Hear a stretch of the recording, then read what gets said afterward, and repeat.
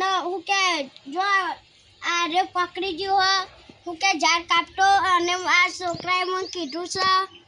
હું કે લાઈક સબસ્ક્રાइब करते रहना ठीक है ये लो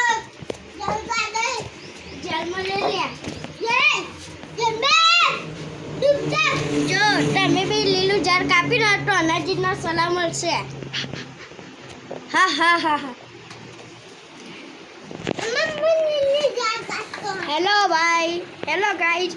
आपको मेरा वीडियो अच्छा लगा तो लाइक चैनल को सब्सक्राइब करते रहना ओके मेरे भाइयों।